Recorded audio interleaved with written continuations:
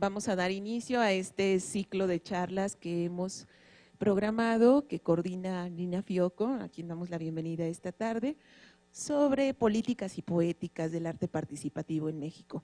Hoy esta charla inaugural es con nuestra coordinadora de este ciclo de charlas y con el artista Ilan Lieberman, quien está presentando actualmente una exposición, Soy de San Miguel del Progreso, que esperamos que ustedes ya hayan visitado.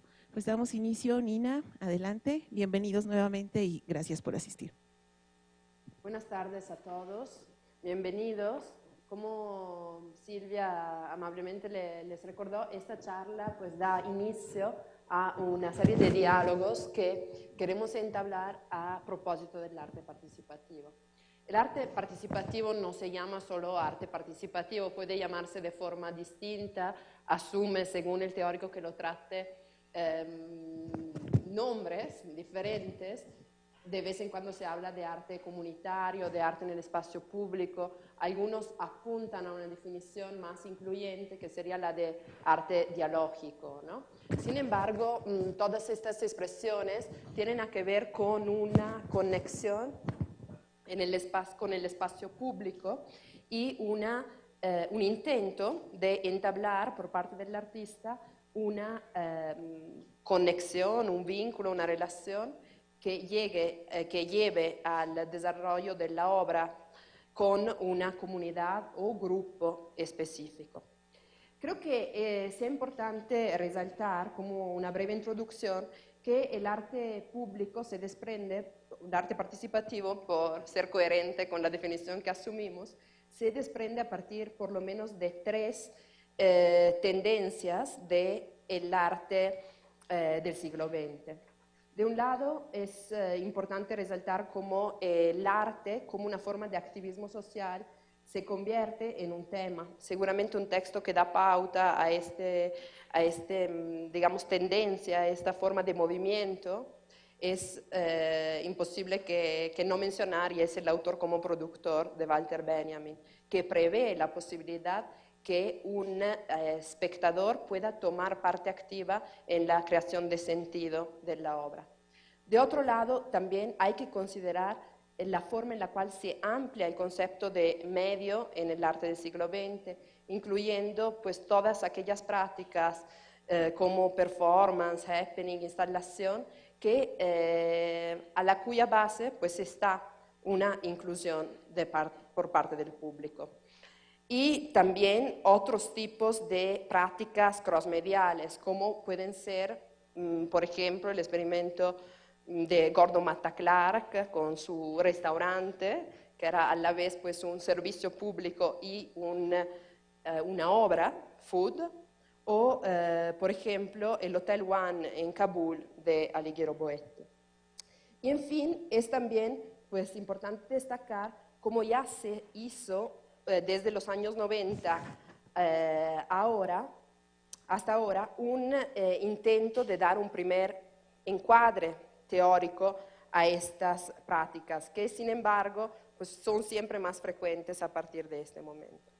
El estudioso más importante en este sentido es sin duda Nicolas Bourriaud, que publicando Estética Relacional en 98, pues define en un momento en el cual se están enajenando las prácticas de comunicación, formas, según él, renovadas de producir obras de arte en contacto con quien visita la exposición. Bueno, todas estas prácticas son pues muchas, es imposible mencionarlas y pues claramente el enfoque que queremos dar a estas prácticas tiene que ver particularmente con el caso de México, donde también pues, se destaca una presencia fuerte de este tipo de traducciones. Sin embargo, algo que quisiera destacar es cómo normalmente estas prácticas apunten a la búsqueda de un cierto grado de utopía, a una posible conciliación y pacificación que el artista tendría que buscar a través de su práctica. Sin embargo, creo que estas afirmaciones sean un tanto atrevidas y me me propongo de explorar otros tipos de casos, ¿no? Casos que al revés busquen una forma de construir una crítica a partir de la acción. En particular manera, creo que dos tendrían que ser las preguntas que nos van sustentando en nuestra investigación, en nuestros diálogos que vamos a tener.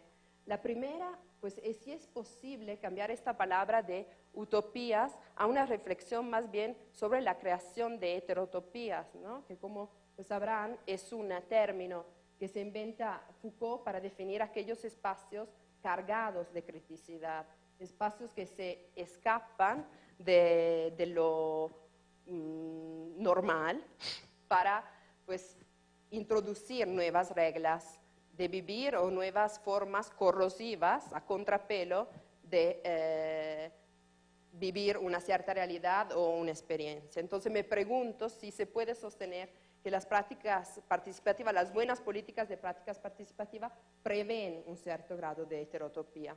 De otro lado, igualmente, me pregunto cuánto sea posible evitar la demagogia en este tipo de prácticas. O sea, cómo es posible que un artista se logre de alguna manera desprender realmente, y no como propuesto en algunas teorías y raramente aterrizado en la práctica, de un cierto grado autorial para llegar a una real delegación de su obra, no digo en los resultados concretos, sino por lo menos en la creación de significado compartido. Y también, pues creo que habría que observar algunas prácticas en las cuales no artistas se van apropiando de prácticas o herramientas artísticas para alcanzar resultados significativos para sus propias vidas. Así que bueno, hoy tenemos el honor de tener aquí Ilan Lieberman con nosotros, que como pues saben está presentando aquí su obra, que es una obra que prevé la relación con una comunidad, como el mismo título indica, la comunidad de San Miguel de Progreso. Y me gustaría pues empezar contigo, Ilan, un discurso sobre pues tu obra, pero también en general a través de un diálogo previo que tuvimos sobre algunas obras, ¿no? Que aparentemente encaminaron este tipo de producción tuya más reciente, ¿no? Entonces yo la primera obra que presento aquí en esta presentación, como concordamos, es Niño Perdido.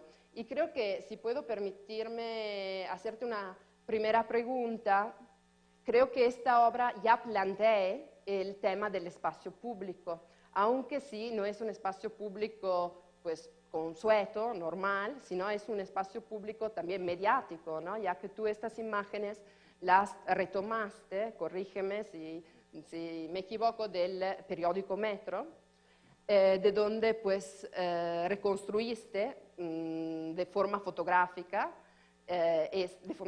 aunque sea con técnicas de dibujo y pintura, ¿no? estas imágenes.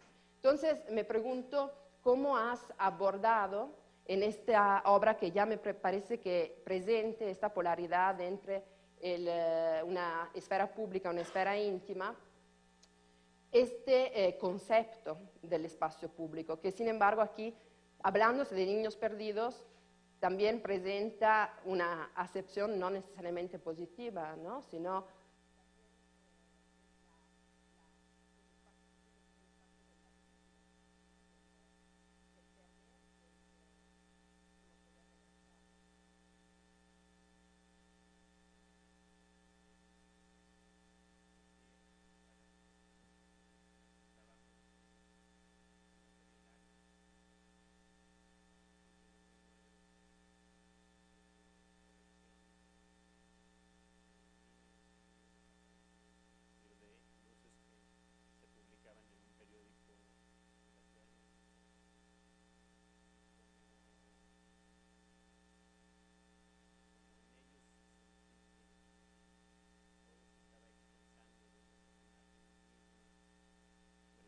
al pequeño tamaño, algunos son copias de copias, o algunos son imágenes borrosas, y también la información que viene como una ficha de cada uno de estos dibujos, se me hacía que ya estaban expresando todo lo que yo quería decir con respecto a este asunto. Ya estaban expresándose solitas, ¿no?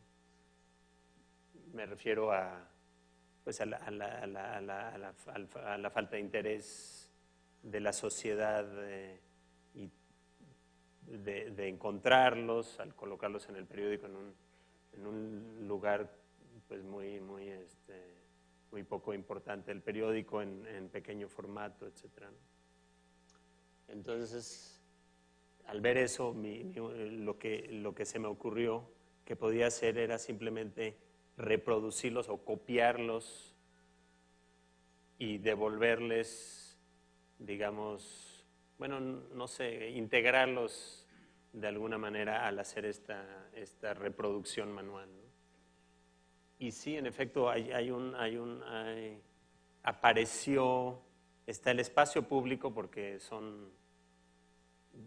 provienen del periódico, pero también creo que es la primera vez que aparece la comunidad, un concepto como de una comunidad que es los papás de estos niños, ¿no? Eso sería como una comunidad, o los mismos niños, que no tuve contacto con ellos, pero en el proceso de hacer la serie, y la gente me preguntaba que si habían encontrado a alguno de estos niños, que si había yo establecido contacto con los papás, ¿no?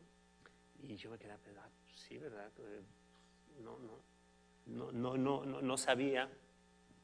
No sabía si los habían encontrado, no había establecido un vínculo con los papás. Realmente mi punto de partida fue el punto de partida de cualquiera que toma el periódico y lo lee y ve estas imágenes, ¿no? Entonces, digamos que fue quizás el momento más claro donde encontré que estaba esto otro, la comunidad, ¿no? Este otro lado, pero yo estaba todavía de este lado, ¿no? Lo digo porque en el caso Soy de San Miguel del Progreso, es el primer proyecto en donde decido pasar ese umbral hacia el otro lado, ¿no? No sé si con eso complico Sí, la por pregunta. supuesto. No, pues sí. En efecto, de lo cual tú hablas es una forma de observar, ¿no? Como tú bien dices, una comunidad y de trabajar sus intersecciones entre una privacidad, yo creo que es pues, la de estas ausencias y sus formas de hacerlas públicas, aunque, pues como señalas, en una forma pues bastante aparentemente desinteresada, ¿no? por parte de las autoridades. Entonces, bueno, me parece interesante en este trabajo tu forma hasta de apropiación de modelos visuales de crónicas, modelos visuales de una cierta sociedad de los medios y su conllevarlo a una práctica, ¿no?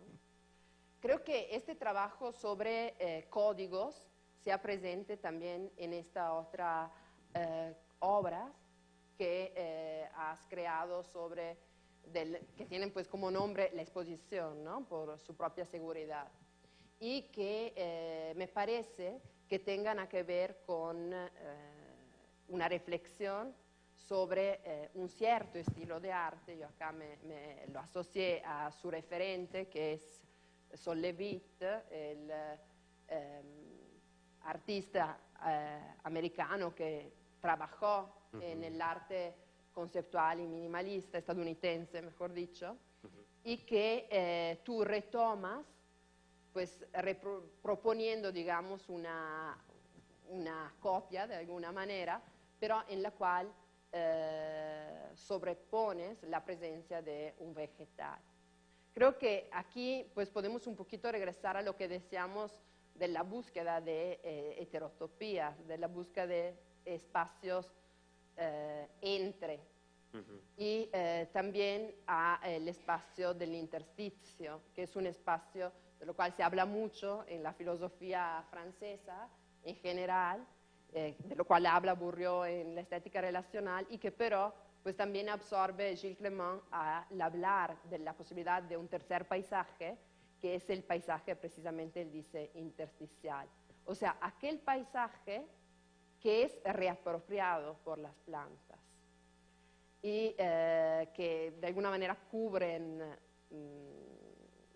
ruinas de edificios antiguos o modernos.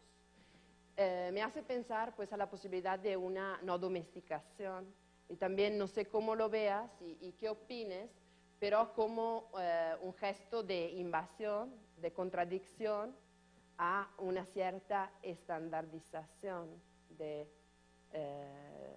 las obras, ¿no?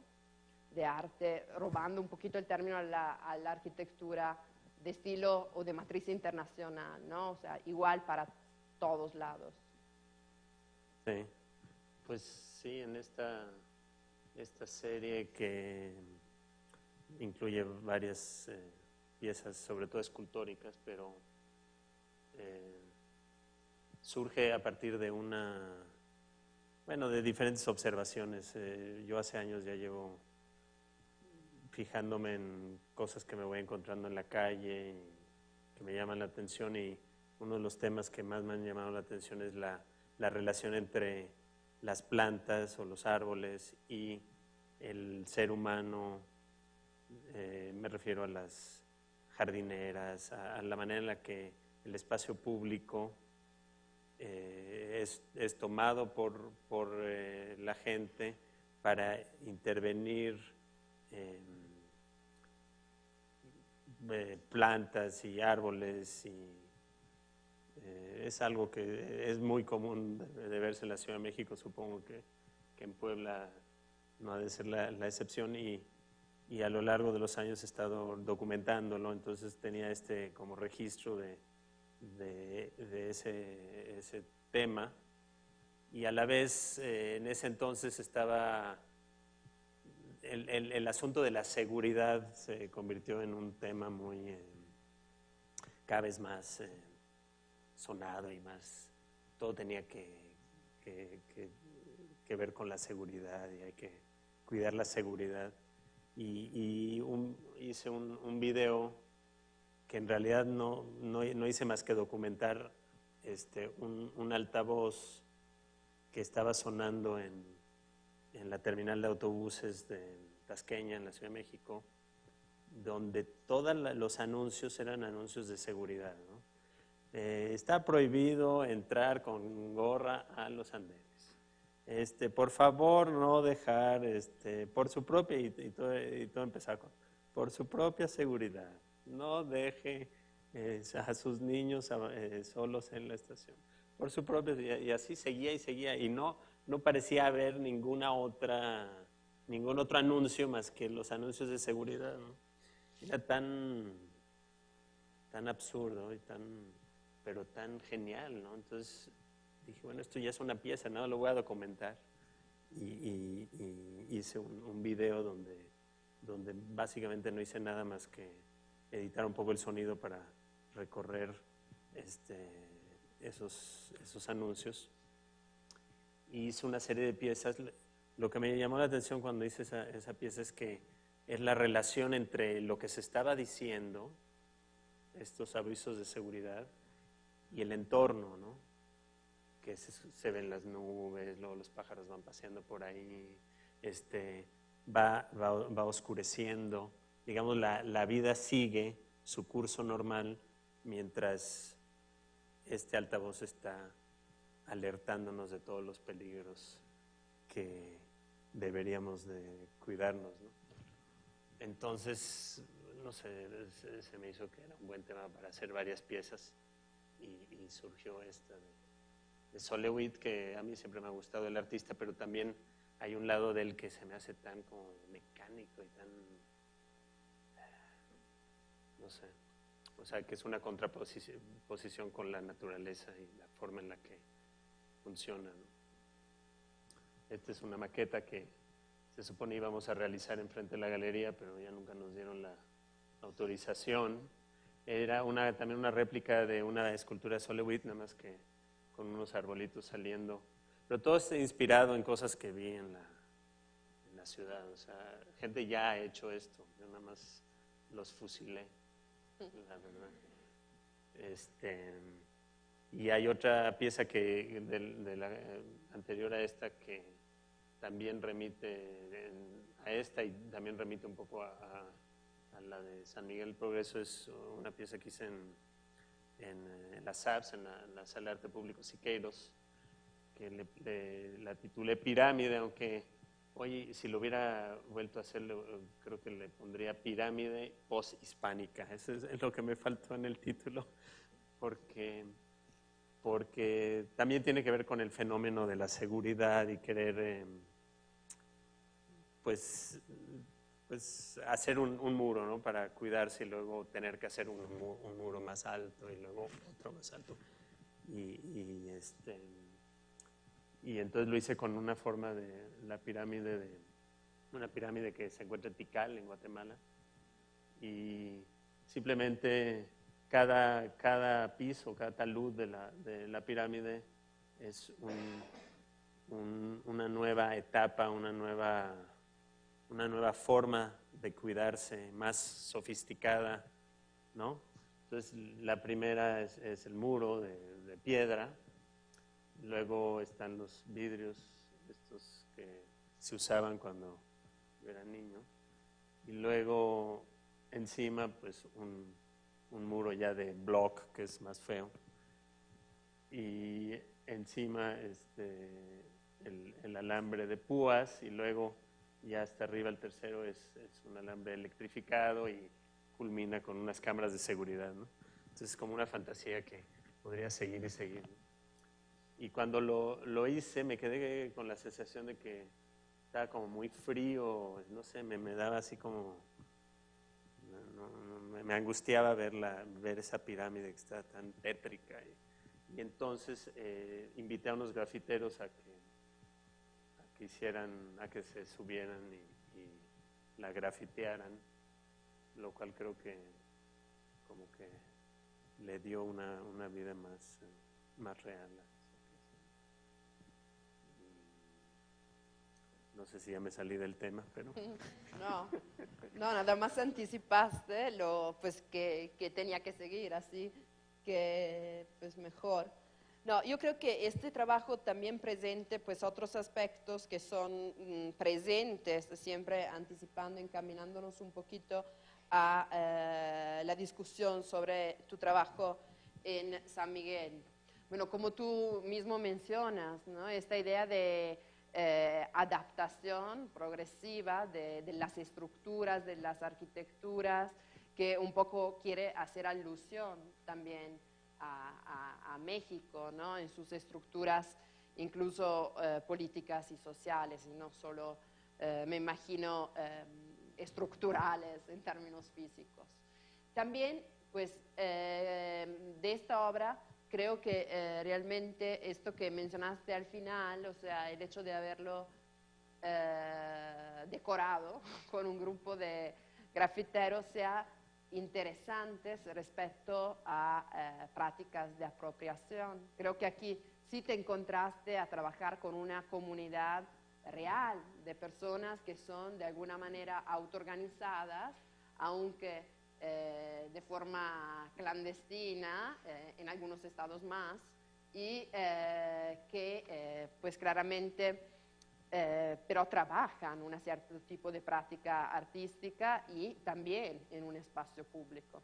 Sí. De estos días es la noticia pues en Italia de un famoso grafitero que trabajó mucho en México también, que se llama Blue, que está borrando sus obras del espacio público porque el mismo ayuntamiento de la ciudad de Bolonia, que lo denunció en varias ocasiones por sus murales, ahora que ya institucionalizó su práctica, lo está presentando, destacando de la pared sus obras, ¿no?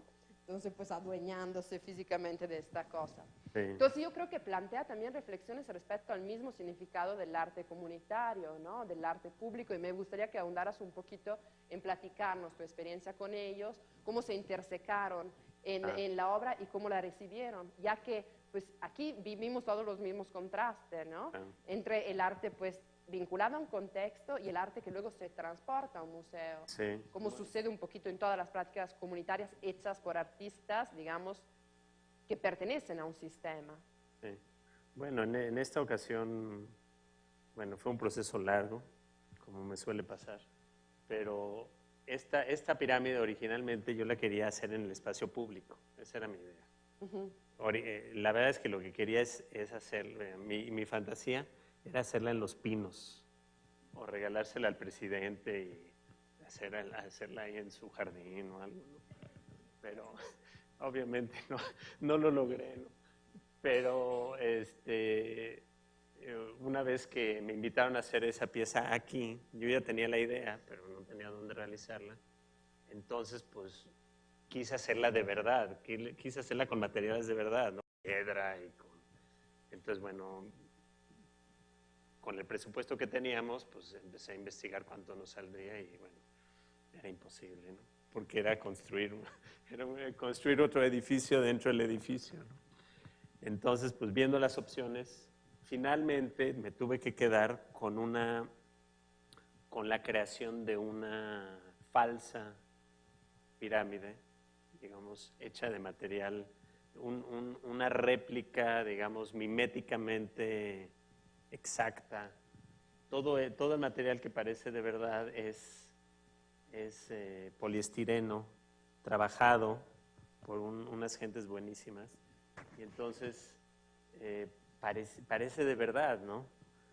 Y es que hace juego también con otras piezas mías como la de Niño Perdido, que parece una fotografía, pero es un dibujo aquí. Esto parecía cemento y es unicel. Entonces era en realidad una puesta en escena, era un simulacro, de hecho, aunque parecía muy real, ¿no?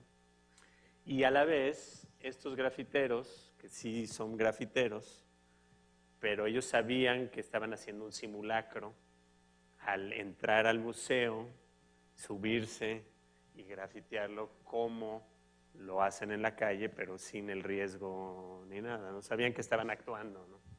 Entonces fue interesante verlos porque lo documentamos, tomamos fotos y tuvimos que poner periódico en el piso, en fin, preparar todo para que lo hicieran, pero como se subieron, o sea, se treparon a la pirámide y hicieron como el show, pues, de que sí estaban en la calle, ¿no? Y luego se tomaron la foto conmigo, así como también como, fue muy, muy divertido, interesante ver esa como disyuntiva entre lo real y lo ficticio y la puesta en escena y no ese lugar que no sabes hasta qué grado es una cosa o la otra, ¿no? Pero digo, esencialmente uno de ellos era alumno mío de la Esmeralda. En esas generaciones había muchos grafiteros y yo lo invité y él invitó a sus cuates y así es como llegaron, ¿no? Ya se dieron a esto. Y ya creo que ya no se dedican al graffiti, ¿no? No era muy redituable. A ver. Bien, entonces, bueno, yo creo que estas obras ya plantean, ¿no?, muchos de los temas que son presentes en tu obra, ¿no? Hemos visto con la primera esta observación y este discurso entre una esfera pública y una esfera íntima ya en los medios, ¿no? Y pues tú con San de Miguel del Progreso encuentras una forma de producir un medio de información al fin, que es un sitio web, que como comentábamos en la mañana, pues también está muy bien posicionado en las jerarquías googlescas, ¿no? Sí. Que está ya puso a San Miguel en el mapa. Sí. Luego, bueno, este tema de esta ruptura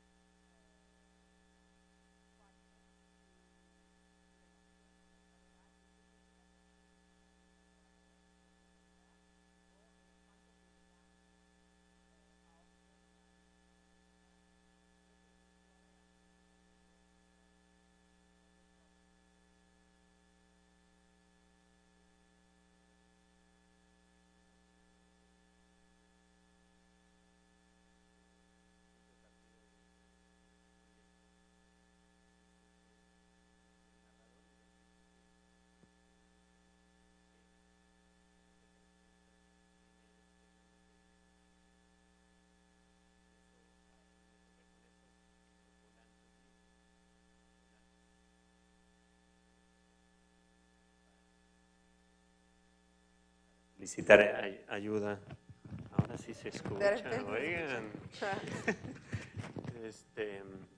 Donde, con estos volantes lo que me llama la atención, me llamó la atención de muchos de estos volantes es que había en ellos muchos niveles de significados, ¿no?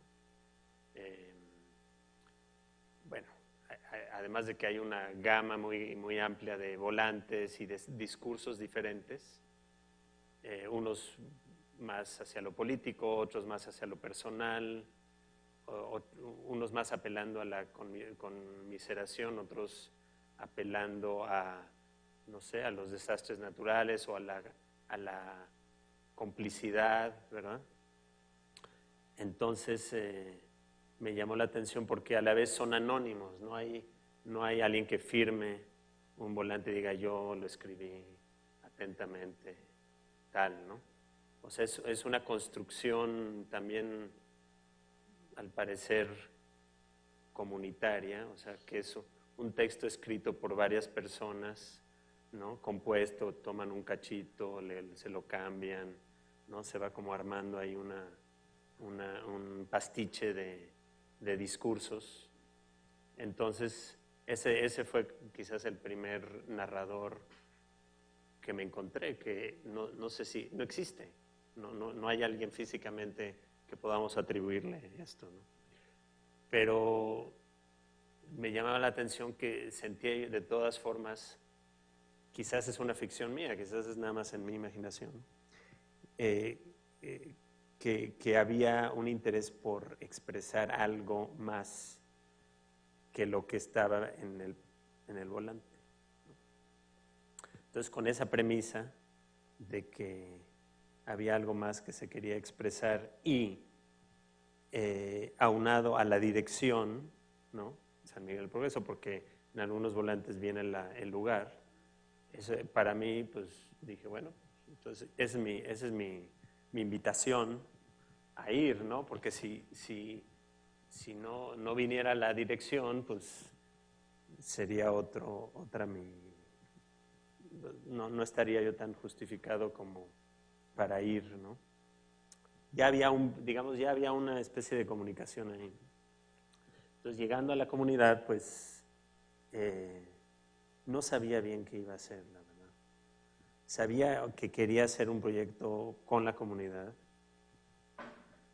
y intuí que iba a tener una salida del tipo documental. Entonces llevé una cámara, llevé un camarógrafo, pero ya, o sea, pensando que iba a entrevistar a alguien, pero no sabía qué le iba a preguntar, ¿no? Entonces, estando ahí en las entrevistas, me di cuenta que el tema de los volantes no iba a ser el mejor porque pues, se sacaban de onda con el tema, ¿no?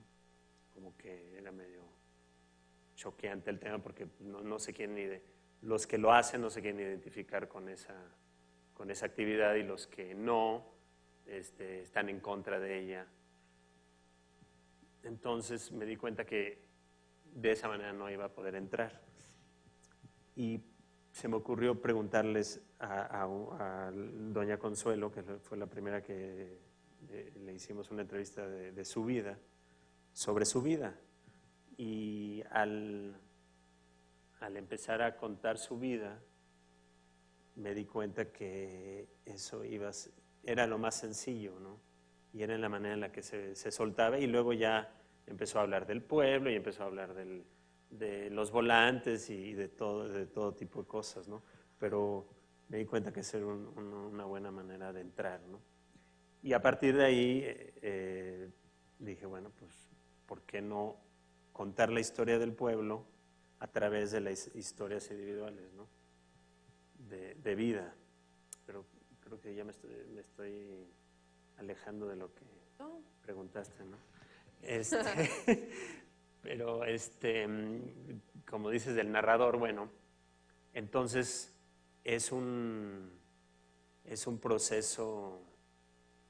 Bueno, el narrador es el que está entrevistando, el que estoy entrevistando, el que está hablando, está contando su vida o está contando una historia o está contando algo que le interesa o le importa y yo estoy escuchando y es una especie de comunicación, yo pienso, entre lo que yo siento que es importante o lo que yo siento que esa persona quería decir o que le importaba decir. Es lo que fui resumiendo en las ediciones. Entonces,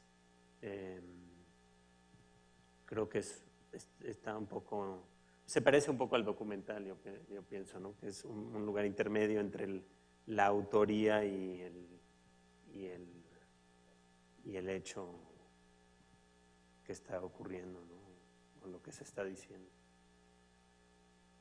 Bien, entonces esto, digamos, fue parte de tu proceso, pues bastante largo, como vimos, de acercamiento con la comunidad, de empezar por algo indeterminado y por llegar a aterrizarlo, digamos, a dos resultados, básicamente, ¿no? De un lado, como comentábamos, el sitio web, entonces una especie de archivo online que recompila toda la información respecto de estos encuentros, aunque, bueno, como hemos dicho, por supuesto editada y organizada, y también pues materiales que se desarrollaron a partir de talleres, ¿verdad?, que dieron en la comunidad, que creo sería interesante entender más, y también luego el tema de tu restitución en el museo, ¿no? Entonces, también creo que algo que sea interesante ver es cómo al final tú en este momento sí eres un narrador, ¿verdad? O sea, si regresas y buscas una forma de presentar una síntesis que junte elementos de realidad, elementos interpretativos o fantasiosos en una cierta medida, en este resultado que pues creo que todos aquí hemos visto. Me gustaría saber, ¿no?, cómo construiste esta obra y también si pudieras darnos más detalles sobre tu trabajo en la comunidad en los aspectos que te mencioné. Sí. Pues bueno, sí, como bien dices, el proyecto creo que se puede dividir en dos etapas, ¿no? La primera es lo que hicimos en la comunidad, que cada viaje fuimos viendo cómo desarrollar el proyecto en la medida en la que pues mi idea inicial y que me guió durante todo el proyecto era poder contar la historia de la comunidad a través de las voces de la gente de la comunidad, ¿no? Entonces, al hacerlo, pues me di cuenta que tenía que incluir a la mayor gama de voces dentro de la comunidad, ¿no? Entonces, por ejemplo, si entrevistamos a alguien joven, una mujer joven, había que entrevistar a un señor mayor. Si entrevistábamos a alguien católico, había que entrevistar a alguien protestante. Si entrevistábamos a un antorchista, había que entrevistar a alguien del PAN, no sé. Y así lograr que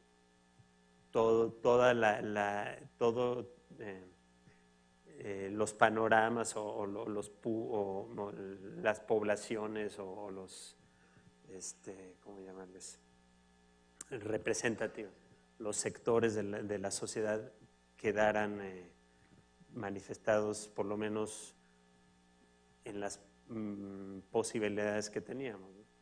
Entonces así fuimos armando el asunto. También me di cuenta que para poder integrar a la comunidad tenía que lograr que la comunidad participara en la creación del archivo, ¿no? Que no nada más fuera yo entrevistándolos y ya, ¿no? Sino que ellos entrevistaran a las personas que ellos consideraran y además así multiplicar, o sea, me ayudarían a crear el archivo porque se multiplica, ¿no? Y entonces propusimos unos talleres de historia oral en la secundaria, que ya teníamos el contacto porque ya habíamos entrevistado a Mariano, el profesor Mariano, y el título de los talleres fue La historia es de quien la cuenta, ¿no? Y con esa idea de que si tú cuentas tu historia, ya no necesitas que alguien la cuente por ti, ¿no? Es un poco utópica ahora sí, pero con esa idea hicimos los talleres y coincidió con que también en la secundaria tienen como parte de sus actividades dentro del programa de lectoescritura en las secundarias, la tarea de entrevista. Entonces, de todas formas, tenían que hacer entrevistas. Y entonces se integró muy bien porque los maestros les funcionaba porque tenían que cubrir el tema y a mí me funcionaba porque así lograba integrar entrevistas pues totalmente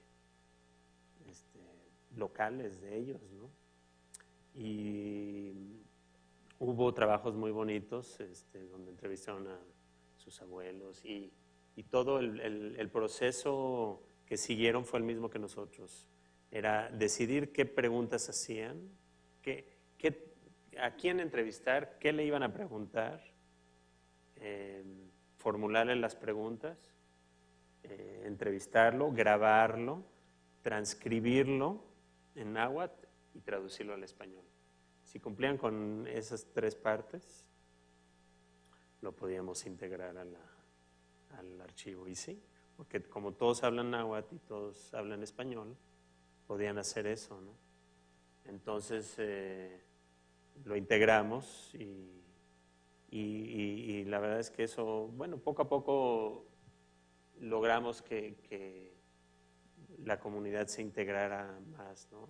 Ya en los últimos viajes ya llegábamos y ya había solicitudes de gente que quería ser entrevistada y que quería participar, ¿no? Entonces para mí eso fue una buena señal de que esto tenía una función real dentro de la comunidad. Además es una comunidad que no tenía una historia o no tenía registros historiográficos anteriores. No hay documentación, digamos, de cuándo se inició, o quién fundó la población, o cómo llegaron las gentes ahí, ¿no? Entonces estaba cumpliendo también con ese cometido, ¿no? Algo también muy importante para mí y que yo planteé durante todo el proyecto era que a cambio de las entrevistas que ellos dieran, nosotros íbamos a devolverles el archivo. Y como no había dónde físicamente resguardar el archivo, porque en la comunidad no hay biblioteca, no hay Casa de la Cultura, no hay ninguna instancia donde se pueda entregar físicamente un archivo. Por eso es que se me ocurrió la idea del sitio de internet. Y también logramos que se habilitara un aula con computadoras y con internet y acceso libre a la comunidad para visitar el sitio, ¿no? Y en cuanto a esto... En cuanto a esto, bueno, pues ese segundo tema. La verdad es que desde que empecé este proyecto y comentando con Ramiro el interés del museo de darle, digamos, otra mirada a la colección prehispánica, y dado que este proyecto pues se hizo en una comunidad indígena de Nahua, entonces para mí era el vínculo entre la comunidad Nahua y las piezas prehispánicas, pues se me hace muy evidente, ¿no? Aunque todos sabemos que, bueno, ya pasaron más de 500 años desde un punto y otro, pero sigue habiendo vínculos, ¿no? Entonces, y ahí viene la parte de la oralidad, bueno, que además acompaña todo el proyecto, pero concretamente en las piezas prehispánicas, bueno, me percaté de la importancia de la oralidad en muchas de las piezas prehispánicas, algo que quizás no le había puesto tanto interés, pero al ver las piezas de la colección, noté que muchas de ellas tienen, digamos, implícita oralidad, la expresividad de los rostros y las facciones, ¿no? Como si quisieran decir algo, ¿no? Las esculturas mismas, como si estuvieran a punto de decir algo, ¿no? Y entonces, pues, teniendo ya todos estos archivos de entrevistas y cosas que habían dicho, pues simplemente se me ocurrió pues ligar una cosa con la otra, ¿no? Las narraciones o fragmentos de narraciones con algunas piezas prehispánicas. Mi elección, la verdad es que al ver algunas piezas, pues intuitivamente las fui acomodando, dije, este se parece a Marcelino, este es Don Luis, este es Consuelo, y así hice el acomodo en base a las piezas que estaban disponibles y que no estaban en la muestra permanente.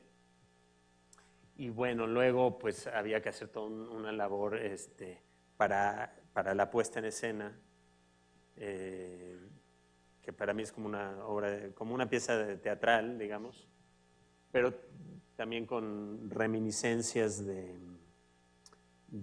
los espectáculos de luz y sonido que estamos acostumbrados a presenciar, ¿no? A veces en museos y en sitios prehispánicos. Entonces, pues en base a estos fragmentos intenté hilar como una especie pues de, no sé si llamarle narrativa, pero como una imagen, de lo que yo experimenté y de lo que yo vi y escuché y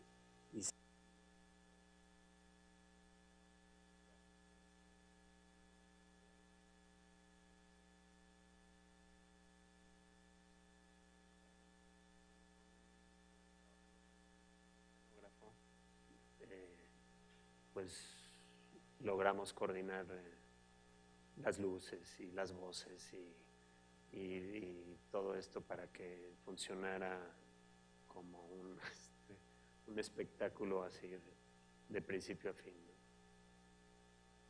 Bien, creo que ya encaminándonos hacia el final para dejar un tiempecito para preguntas del público, quisiera hacerte una última observación. Pues este término que tú dices de puestas en escena, ¿no?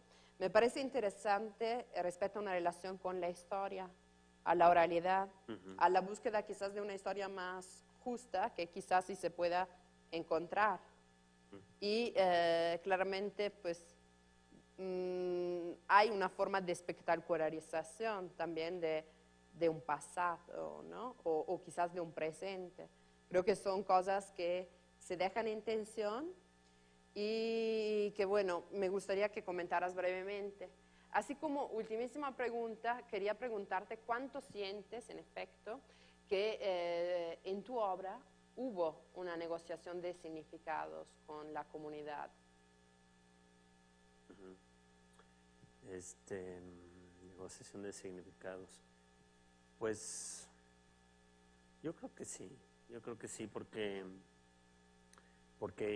porque fui formulando, digamos, a través del proceso de las entrevistas y escuchando y viviendo y aprendiendo el idioma y escuchando las problemáticas y lo que nos decían. Yo creo que, bueno, traté de ser a la vez fiel a lo que yo sentí que cada persona estaba queriendo decir o que le importaba decir dentro de la entrevista, porque las entrevistas son de 1, 2 o hasta 3 horas y intenté resumirlas en 7 minutos o en 8 minutos. Entonces a veces eso era un poco difícil. A la vez, bueno, el archivo tiene 2 niveles. Uno es el archivo, digamos, completo, que es la entrevista completa con su transcripción completa, que es como el material bruto, que ahí está también. Y están las ediciones que yo hice con el editor, digamos que es ya, ahí interviene obviamente más mi propia sensibilidad y lo que a mí me importaba y lo que yo veía. Entonces están esos 2 lados dentro del archivo. Para mí el ideal de ese archivo es que cuando la gente de San Miguel tome este archivo como suyo, pues lo mío lo tiren a la basura y se queden con lo que ellos hagan, ¿me entiendes? De ese archivo, ¿no? O sea, no lo siento como que mi visión es la correcta para nada, ¿no? Pero tenía que partir de ahí, o sea, vi que no me quedaba de otra más que hacerlo a partir de mi subjetividad, ¿no? En cuanto a tu primera pregunta, de lo de la espectacularidad, pues te refieres a esta parte, ¿no? Sí. Pues sí, es una... Bueno, Pues sí, es parte del proyecto, lo espectacular, porque también la puesta en escena en internet y las entrevistas tienen un lado de espectacularidad, porque no sé, tienen que llamar la atención, ¿no? Y a la vez,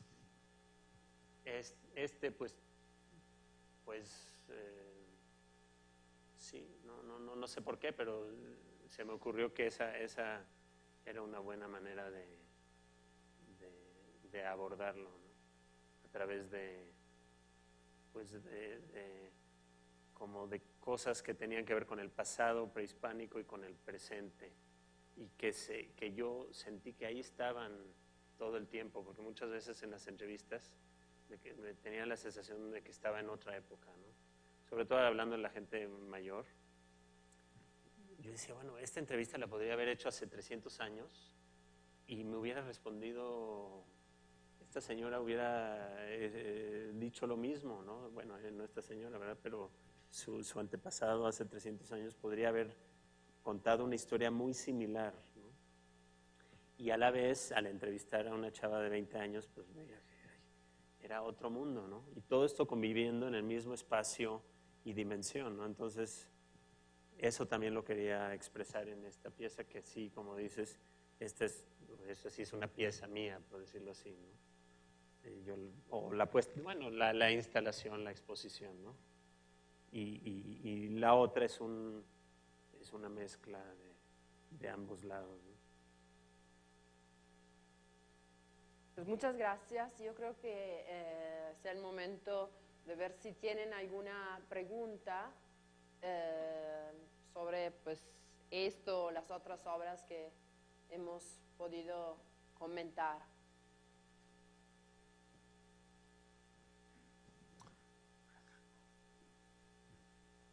Gracias.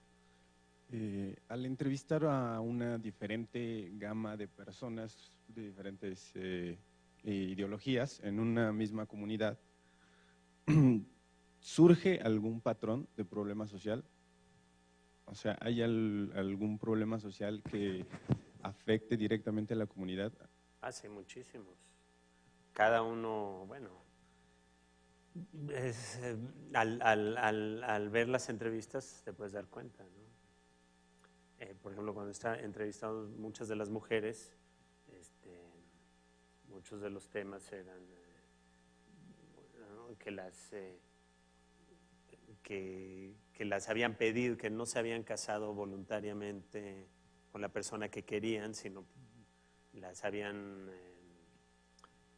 acordado, las habían pedido y entonces ya las entregaban, ¿no? Ese era uno de los temas. Violencia también hubo, muchos asuntos que tenían que ver con violencia de género, problemas políticos, ¿no? Bueno, uno de los temas que se me hicieron más importantes en la comunidad, que siento que es como algo que tienen ahí, que tienen que trabajar, digamos, la comunidad, es algo que sucedió en los años 70 y 80, en donde llegó, bueno, es una época donde estaba Lucio Cabañas y había movimientos, y estaba la Guerra Sucia, ¿no? Y había diferentes movimientos campesinos y en diferentes partes de la República. Y en ese lugar llegó un movimiento llamado la Unión Campesina Independiente.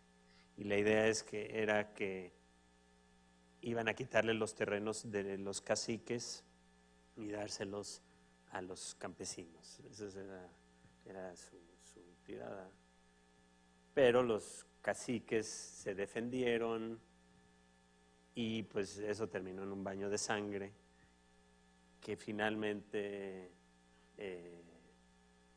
hizo que el gobierno mandara al ejército y llegara Antorcha Campesina a esa comunidad. Entonces, creo que ese es un episodio de su historia que salía mucho, que era como importante que se menciona mucho y que al parecer quedó como enterrada y de la cual nunca realmente se habló, porque estamos hablando de gente de la misma comunidad que se empezó a pelear, o sea, es un pleito interno, ¿no?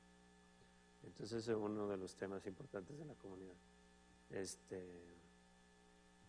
Había muchos otros, ¿no? Pero sí. ¿Alguna otra duda?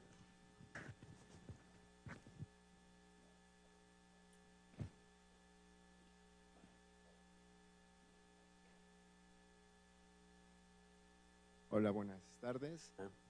Quisiera preguntar, bueno, sé que en este momento temporal el arte rebasa como estas disciplinas, ¿no? Incluso se vuelve interdisciplinar.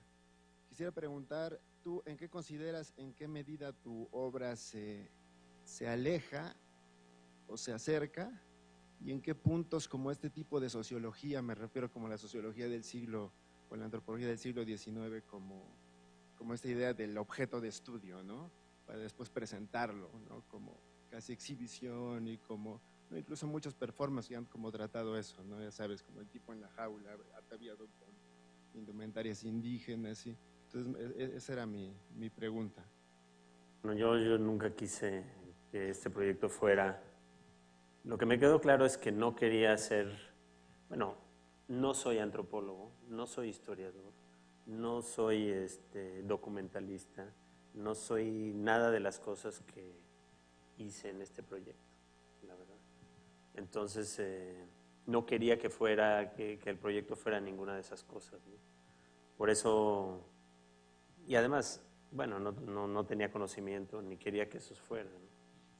Quería que fuera, pues, bueno, una obra mía, por decirlo así, ¿no? O sea, guiarme de mi sensibilidad o de mi interés por conocer al otro y tratar de vincular eso que me estaba llamando a esa comunidad, ¿no? Con los riesgos que eso implica, ¿no?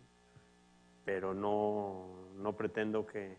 Digo, es interesante lo que dices porque sí, al verlo, pues parecería que lo que yo hice es una investigación, pero yo no me considero un investigador, no creo que podría yo aseverar nada, nada nuevo en la materia, ni quiero hacerlo, ¿no?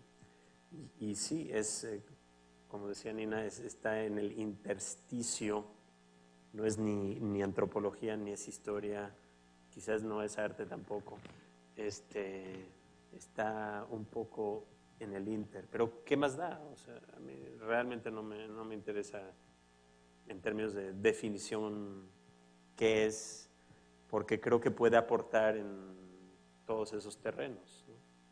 Y también en el terreno político, ¿no? El terreno social, el terreno de derechos humanos, o sea, hay tantos asuntos que tocan las entrevistas que en todos ellos es lo interesante de la historia, ¿no? Porque en la narrativa van saliendo lo que sea, y eso ya se convierte como en algo que tiene sentido. Bueno, para mí era como un espejo. Mi idea era, yo voy a llegar y tratar de poner el espejo, ¿no? Como un retrato, ¿no? Creo que se asemeja más a la tradición del retrato. Que el retrato siempre lo hace el retratista del retratado, ¿no? Pero muchas veces el retratado no le gusta el resultado, ¿no? Es lo más común. Entonces, no sé si con eso contesto, pero es muy posible que no les guste a mucha gente de San Miguel, es muy posible que no les haya gustado el retrato que yo les hice. Y algunos sí, ¿no? Y el género del retrato sí es un género que es próximo a mí porque yo he hecho mucho retrato y siempre, indefectiblemente, ay, mi nariz está muy grande, ay, ¿por qué me hiciste así? Yo así no me veo, ¿no? Es muy fuerte verse a uno mismo y estar contento con esa imagen, ¿no? Porque en ella, digamos, ves cómo te está viendo el otro, ¿no? Y eso no siempre es agradable.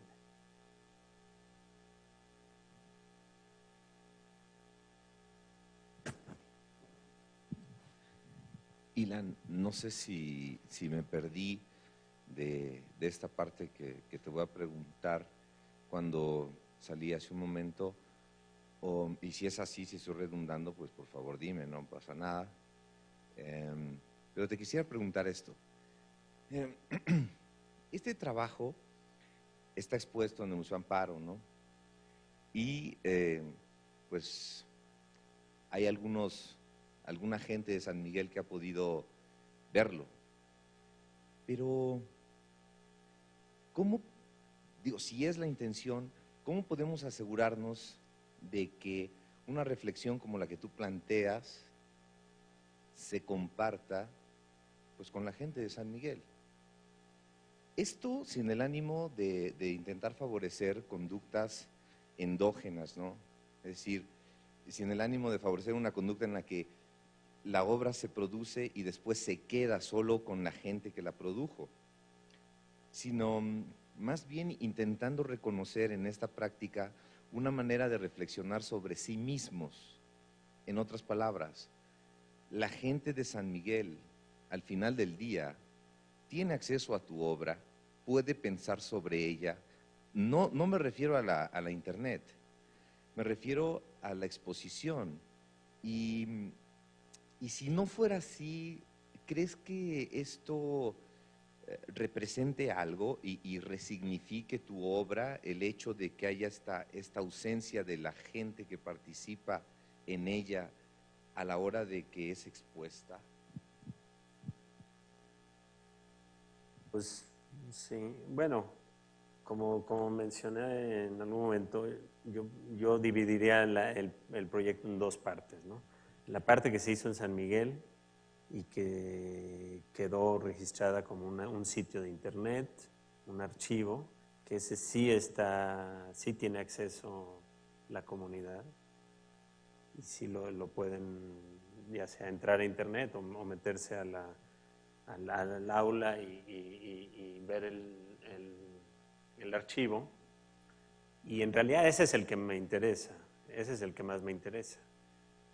O sea, ese es el principal en relación a San Miguel. El segundo es el que tiene que ver con el museo y en efecto, hoy hubo una visita de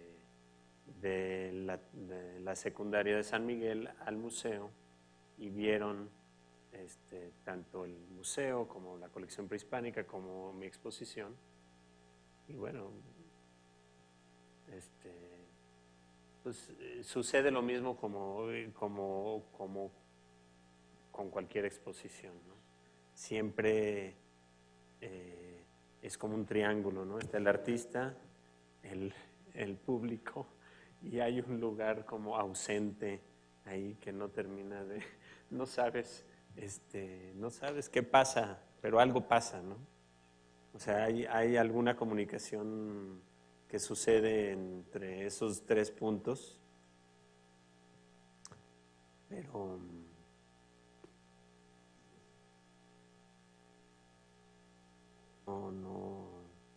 no me atrevería a decir, no, la verdad es que no sé, pero me dio gusto que por lo menos algunos pudieran venir a ver la exposición y conectarse, digamos, y vincular el museo con este lugar, ¿no?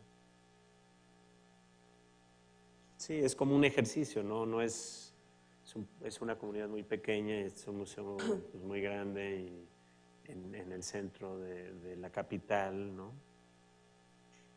También es como una utopía, ¿no? Pero, en fin, no sé. ¿Hay algo más? Una pregunta, duda, sugerencia. Nada. Bueno, yo creo que estas últimas preguntas igualmente plantean temas, ¿no? Ese tema de retrato, que pienso que sea algo que es interesante mencionar como una operación que guarda una cierta distancia, que entonces en efecto no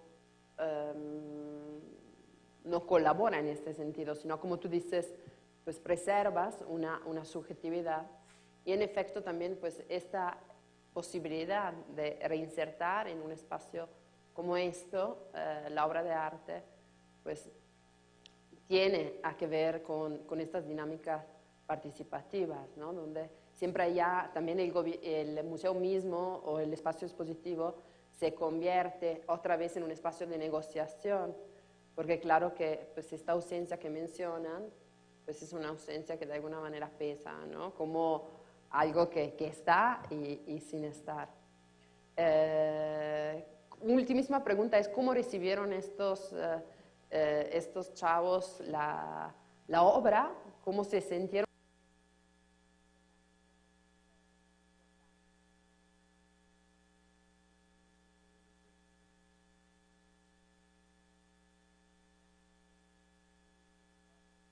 Aprendido. Pero, pues sí, pues es una incógnita, la verdad. No sé decirte, pero de lo que yo sentí cuando los llevé a la sala y escucharon, yo creo que poniéndome en su lugar, entendieron perfectamente lo que se estaba diciendo, no necesitaban la traducción que viene ahí en la pantalla, por ejemplo. Identificaron las personas que hablaban, ¿no? Como Doña Consuelo, Juan, Zacarías, en fin, ¿no? Sí, yo creo que ellos, en realidad la pieza, ellos la pueden entender mejor que cualquier otro público, ¿no? Porque provienen de ese lugar, todo para ellos es conocido, ¿no? Las gentes son conocidas, la lengua es conocida, la música que aparece ahí para ellos es conocido, ¿no? Entonces yo tengo la sensación de que tuvieron una buena experiencia. Además de que creo que ninguno de ellos había visitado este museo o algún museo. Entonces, bueno, pues, no sé, es un granito de arena, ¿no? O una gotita, ¿no? en el mar, ¿no? Pero sí. Bien, bueno, en ausencia de dudas o reflexiones ulteriores, no sé si haya otro. Yo tengo dos preguntas absurdas con las que no me quiero quedar. Tengo muchas más que quisiera platicar después contigo. ¿Por qué en esta imagen hay un umbral maya? ¿Qué tiene que ver para entrar a un espacio náhuatl? Y segundo, haces mucho hincapié, incluso reiteras el nombre de pirámide, cuando en México nunca hemos tenido una pirámide. Eso solo me parece que es un poco, porque aquí hay muchos jóvenes. Sí. El arte es una significación y cada quien con su bagaje, ¿no? Pero también puede haber desinformación. Sí, bueno, es un buen punto. Cuando pensé hacer esta instalación con las piezas prehispánicas de la colección, originalmente hubiera querido utilizar piezas de aproximadamente, bueno, idealmente hubiera querido utilizar piezas que tuvieran que ver con San Miguel del Progreso, ya sea culturalmente o no sé. Bueno, idealmente yo así lo pensaba. Pero cuando vi las piezas, y como dije antes, lo que me guió fue el asunto de la expresividad oral, ¿no? Y eso fue lo que yo decidí, no elegir las piezas porque me remitían a ciertas personas dentro de la comunidad y porque expresaban lo que ese fragmento de narración estaba expresando. Entonces, en efecto, no hay en la instalación ni un intento de ser consecuente o congruente con respecto a la veracidad de la cultura que representa la pieza y la que tiene que ver con esta comunidad, ¿no? Y en esa medida también la puerta maya, pues el escenógrafo que me ayudó a diseñar toda la exposición, incluidas las puertas, es yucateco, y entonces a él se le ocurrió esa y pues me gustó, dije, venga, ¿no? O sea, total, o sea, es parte del popurrí así del imaginario colectivo que tenemos, que bueno, sí, quizás no sabía que no existían las pirámides en México, pero no soy un antropólogo, no pretendo ser, es una obra artística, entonces como tal, pues uno tiene libertad pues, de expresarse, digamos. Yo así lo veo. Creo que haya otra pregunta, aunque creo que planteé una serie de temas, ¿no? Que en efecto pues, pueden ser relativos a lo que decías de la puesta en escena. Yo no sé si me atrevo a dar una interpretación hasta de la puesta en escena de una representación de un país, ¿no?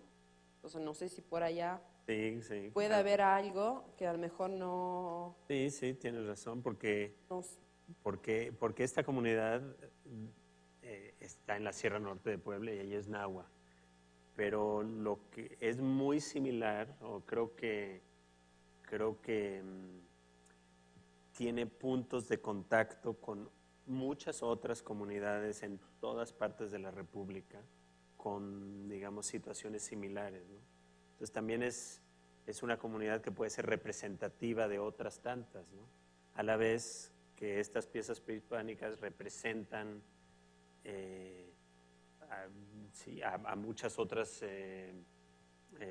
culturas o muchas culturas prehispánicas y luego los descendientes de esas culturas en toda la República, ¿no? Entonces sí, creo que también en ese sentido yo lo veía. Hola, buenas tardes. Pensando en esta negociación de significados que presupondría el arte participativo, es decir, entre la comunidad y el artista, y pensando en lo que se comentaba de que los jóvenes de San Miguel vinieron y visitaron la exposición, mi pregunta es si tú crees que ellos concibieron tu exposición como una obra de arte o simplemente la vieron como un video donde aparece gente que reconocieron porque pertenece, pero sin llegar a conceptualizarla como una obra de arte, o sea, como tú la estás presentando. Bueno, Gracias. Para mí no es tan importante que ellos consideren que es una obra de arte, la verdad. No me importa tanto. Me importa más que les signifique a ellos y que les haya gustado y que se queden con la memoria y con la sensación, ¿no?, de algo que les gustó, o les chocó o les significó algo, más que con la definición. Bueno, el mismo director de la escuela me presentaba como historiador, investigador, no sé qué. Y entonces yo le decía, no, yo no soy investigador. O sea que el maestro tampoco tenía, creo que, claro. Pero volviendo a lo mismo, creo que a mí ese punto no me preocupa. El que sea o no arte, o que lo consideren como arte, porque pues qué más da, ¿no?